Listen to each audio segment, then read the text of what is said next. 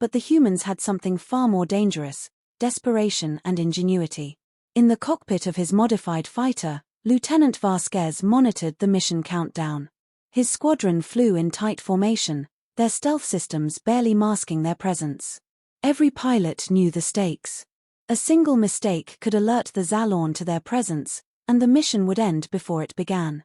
Vasquez's voice crackled over the comms. "Remember the plan. No heroics.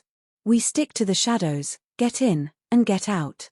As the fleet neared the Zalorn capital, the scope of their target became clear. The alien city stretched for miles, its spires piercing the darkness like jagged teeth. At its center was the power core, a massive, pulsating sphere of energy that radiated an ominous glow. Surrounding it were layers of defenses, shields, gun emplacements, and patrolling drones. It was a fortress designed to be impenetrable. But humanity had no choice. The infiltration team, led by General Kane and Vasquez, deployed in silence. Their drop pods sliced through the atmosphere, landing just outside the city's perimeter.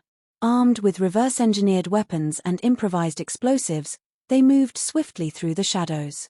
Kane's voice was steady as he directed his team. "Stay sharp. We have one shot at this." The Zalorn defenses were formidable, but they weren't infallible. The humans exploited every blind spot, every gap in the patrols. They moved like ghosts, their presence marked only by the faint hum of their equipment. When the first skirmish came, it was over in seconds. A small Zalorn patrol was neutralized with precision, their bodies dragged into the shadows. Inside the capital, the tension was palpable. The strike team split into two groups, one to disable the shield generators, the other to plant charges around the power core. Vasquez led the shield team, his squad weaving through narrow corridors and dodging alien patrols. When they reached the generator room, Vasquez grinned. "Piece of cake," he muttered, setting the charges. Meanwhile, Kane's team closed in on the core. The sphere of energy loomed above them, its surface crackling with raw power. Planting the explosives was a delicate operation, requiring precise timing and coordination. As they worked, the alarm finally sounded. The Zalorn knew they were there. The ensuing battle was chaos. Zalorn soldiers poured into the chamber, their energy weapons lighting up the darkness. Kane's team held their ground, their makeshift weapons cutting down wave after wave of enemies. "Hold the line," Kane shouted, his voice rising above the noise. Dr. Strauss, monitoring the mission from orbit, activated the EMP weapon. A pulse of energy swept through the capital, disabling Zalorn defenses and giving the human fleet an opening. In orbit, the human ships engaged the Zalorn fleet, their ragtag vessels outmaneuvering the larger enemy warships. The battle raged on, every moment a fight for survival.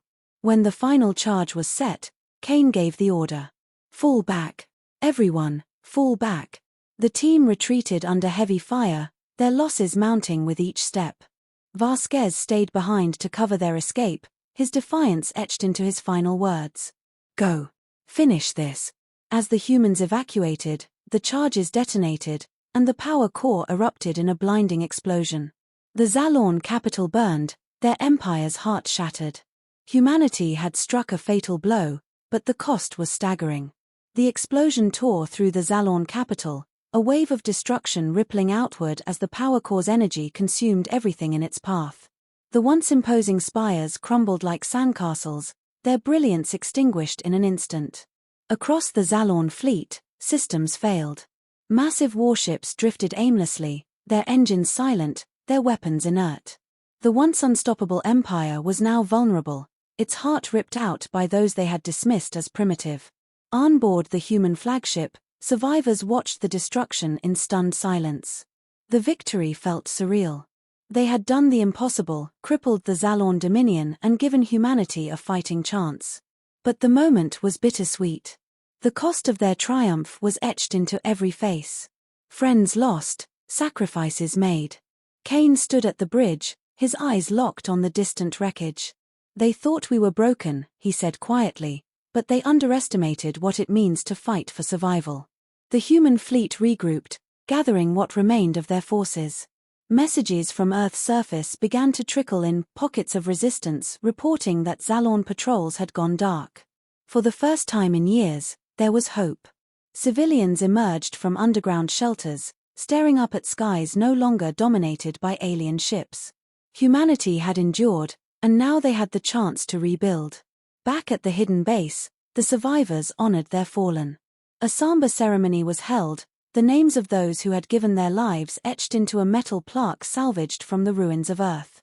Kane delivered a eulogy, his voice steady despite the weight of loss. They fought not for themselves, but for the future. For a world they might never see, but believed in. Their sacrifice is our foundation, their courage our guide. Among the crowd, Dr. Strauss stood silently, clutching the schematics for the EMP weapon. She knew the fight wasn't over. The Zalorn might have been dealt a crippling blow, but they weren't gone. There would be other battles, other sacrifices. But for now, humanity had shown that they could fight back and win. The fleet began preparations for the next phase. Salvaged Zalorn ships were repaired and integrated into their forces. New recruits, inspired by the victory, joined the resistance. The once divided remnants of Earth now worked as one, united by a common purpose. They were no longer just survivors, they were a force to be reckoned with. As the humans prepared to expand their fight, Kane addressed the growing fleet one last time. His voice carried through the corridors of the flagship, reaching every corner of their fractured alliance. This isn't the end. It's the beginning. We've shown them what humanity can do when we refuse to kneel. We've shown the galaxy that we will not be erased. Our engines drowned out the whispers of the survivors.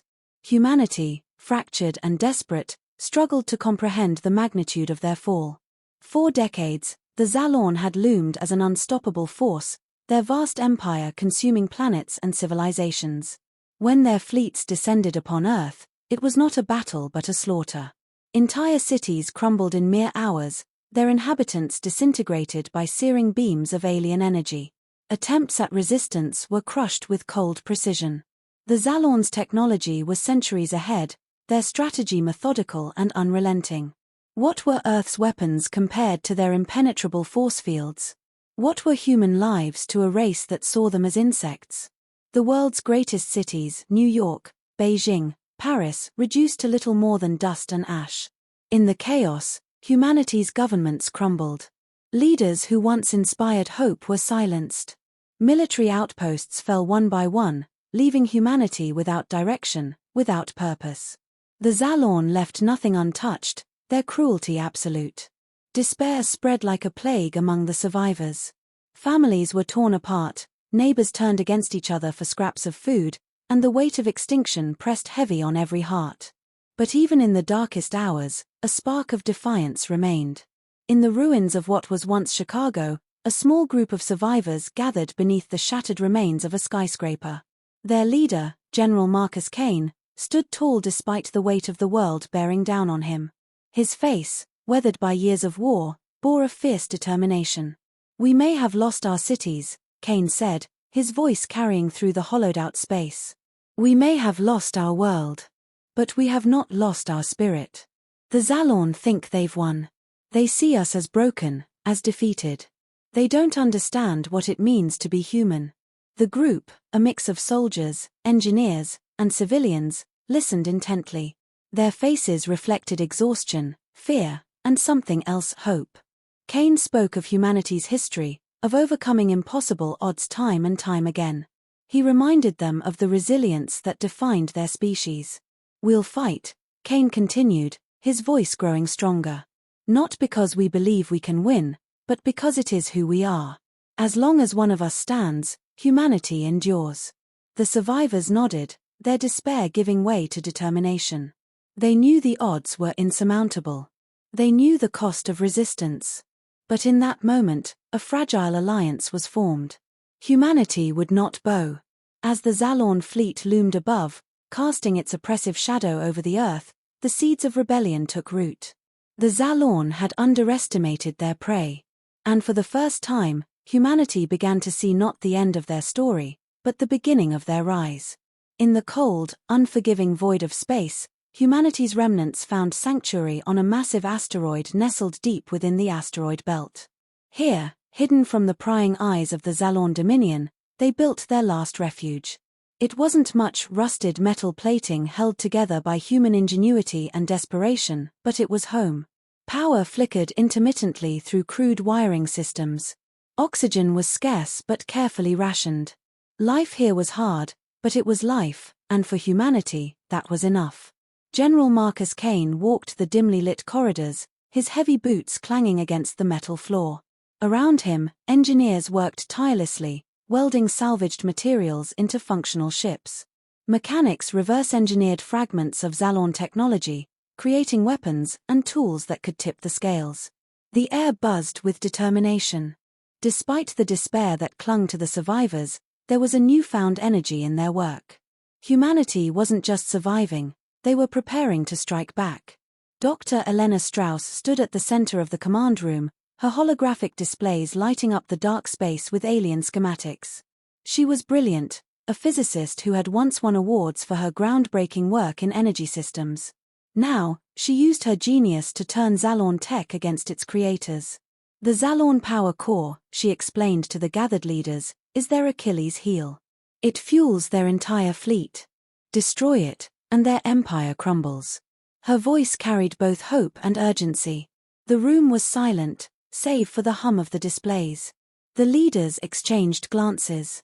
The plan was audacious, bordering on suicidal. But it was a plan, and for the first time since Earth's fall, they had something to fight for. General Kane nodded. We don't need to defeat their entire army. We just need to hit them where it hurts the most.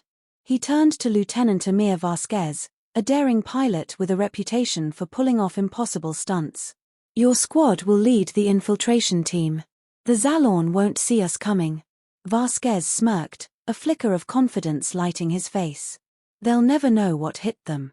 The resistance began preparing for the mission. Soldiers trained in the asteroid's cavernous depths, their drills combining human ingenuity with alien weaponry. Old rifles were retrofitted with Zalorn plasma tech. Stealth suits were cobbled together from scraps of alien armor.